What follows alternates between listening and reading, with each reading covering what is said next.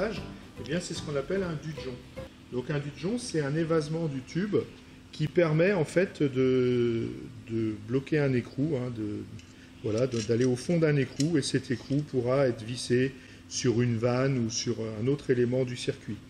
Donc le dudgeon est une opération qui consiste à évaser le tube. Pour cela, il est préférable de faire des dudgeons sur du tube recuit, ce qui est le cas ici. Alors je vais commencer par couper ce dudgeon. Vous avez sur votre coupe-tube, sur le coupe-tube qu'on a vu déjà, eh bien vous avez ici une gorge qui permet de poser votre dudgeon pour couper au plus court. Donc en faisant ça, vous allez pouvoir couper le dudgeon. Je déforme un peu. Voilà.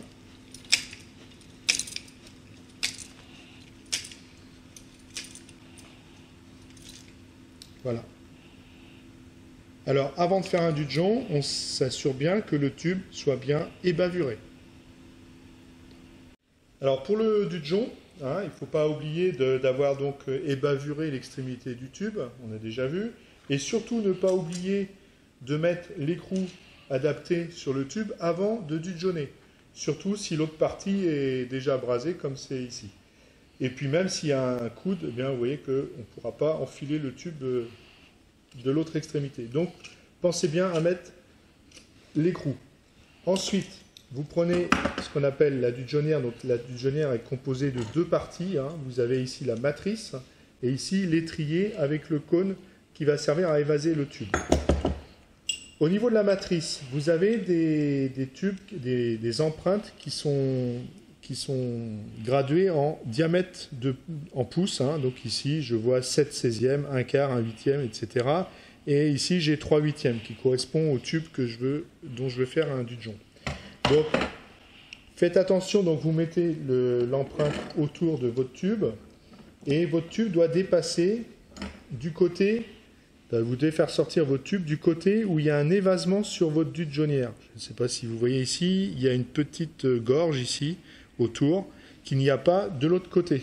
Donc votre tube doit sortir du côté où il y a cette gorge ici. Faites attention, sur cette dudgeonnière, il y a un des diamètres, le 7/16e ici. La gorge a été faite de ce côté-ci. Donc pour le 7/16e, qu'on utilise très peu, hein, eh bien, il faudrait mettre la dudgeonnière dans ce sens-là, parce que la gorge, elle est là. Donc voilà, donc je fais dépasser mon tube alors on le fait à l'œil nu, mais à peu près 2 mm. Vous voyez 2 mm du bord de ma matrice ici, mon tube doit dépasser. Je vais vous montrer ce qu'il ne faut pas faire, c'est ça. Ce qu'on voit souvent, c'est dépasser comme ça. Si je fais ça, eh bien, sans doute qu'on va obtenir un dudgeon, on va avoir un évasement, mais simplement le tube se sera écrasé et le diamètre ici aura augmenté, votre écrou ne pourra plus aller jusqu'au bout. Donc ce n'est pas du tout comme ça qu'il faut faire, c'est comme ceci, donc à peu près 2 mm.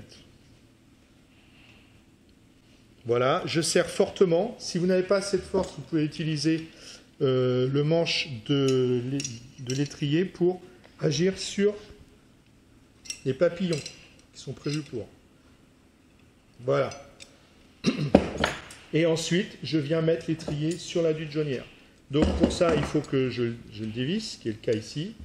Je me mets sur la dudgeonnière et je viens,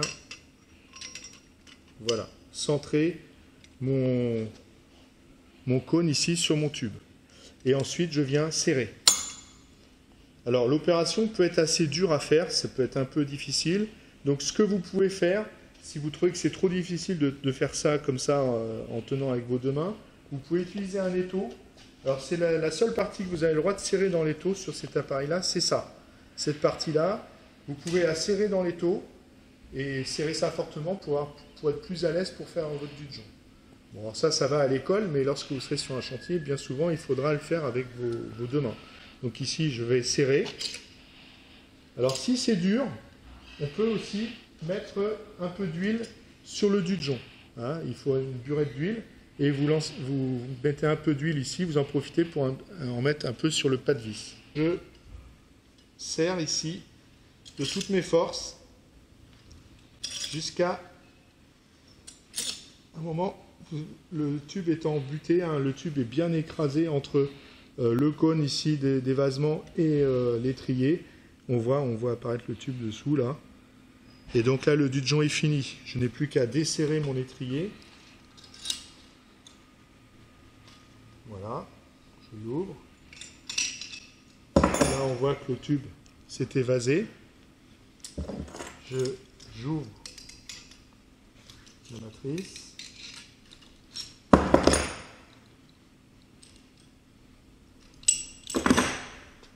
Et je vois mon dudgeon qui est terminé. Je vérifie qu'il ne soit pas trop grand ni trop petit. Normalement, voilà, il doit pouvoir aller au fond du tube sans se mettre à le visser ou quoi que ce soit.